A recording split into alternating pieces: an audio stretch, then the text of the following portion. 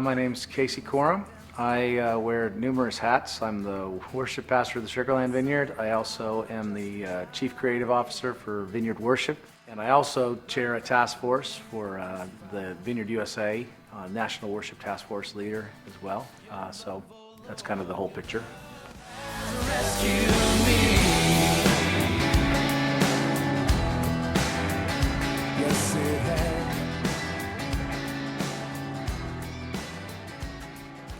It's been a lot of fun. It's been actually very relaxed. We had 14 songs to get through. The first night of recording was, you're always nervous that no one's going to come and sing, It was great. People were ready to sing. When we do live recordings like this, it's not exactly like a night of worship.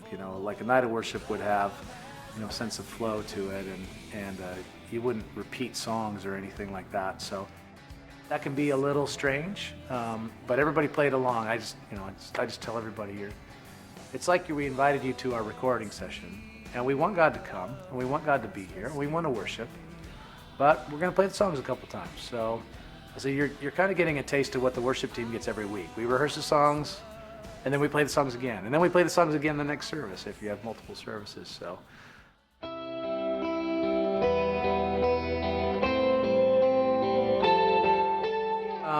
Tori's from the Columbus Vineyard, Columbus, Ohio, and part of my role with Vineyard USA and Vineyard Worship allows me to kind of travel around the country, kind of visiting different vineyards. Well, my name is Tori Baker, and I met Casey at Vineyard Columbus. He came to guest lead at our service, and I was on the vocal background list. And I was immediately struck by her talent and just the worshipful spirit that she has. And when this project came up, and just knowing kind of how I write and how these songs were sort of coming together, leaning more just a touch gospel, that kind of blues gospel sort of thing, I thought I need to get Tori down. He seemed to like what the little extra vocals I would put behind his music, and he said, "I want you to do that on my album." Crispin's he's a senior pastor. He just planted a church on the north side of Lake Pontchartrain, still the New Orleans area. Again, I'm a sucker for the, that kind of like smoky, bluesy, gospel vocal. And so I think I got a demo from him.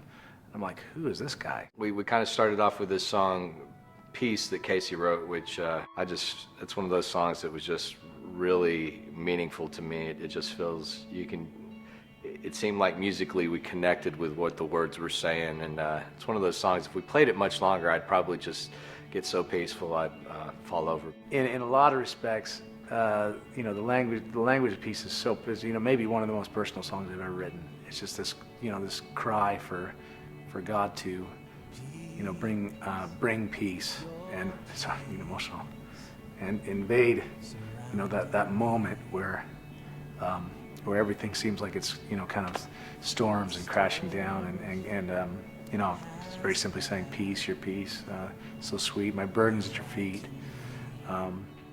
my soul finds rest, how I need your peace. Peace, your peace, surrounding me,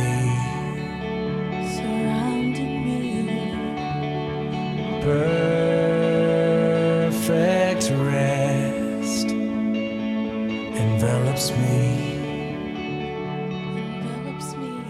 It's funny, you clock in a little bit of time playing together, and you start to kind of know people, both their personalities and musically, where they tend to go, and you start to gel better.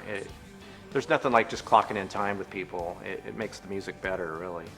It's just it's a kind of an honor to be involved at all, to be honest with you. It's really, very cool. Honestly, it's been one of the most kind of grace-filled weeks of rehearsal, in spite of even these kind of weird twists and turns that we've had. Man, it has been amazing. The creative process has been truly something that's noteworthy. Once we got together with the congregation, the band, and everyone together in one room, it became like a huge unified service. worship service. It's great fun. I mean, it's a treat to be able to get all these folks into a room and play, because all that creativity, you start finding yourself doing things or having ideas you wouldn't.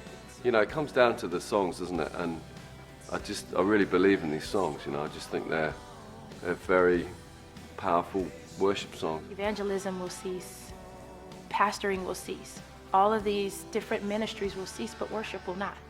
You know, we arrange the songs, we try to be, you know, inspired and creative, but at the end of the day, we want to relax and let God fill us and let God fill the music and fill the time.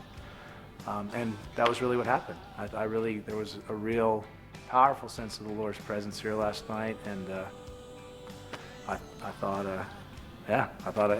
it was great. I'm very pleased.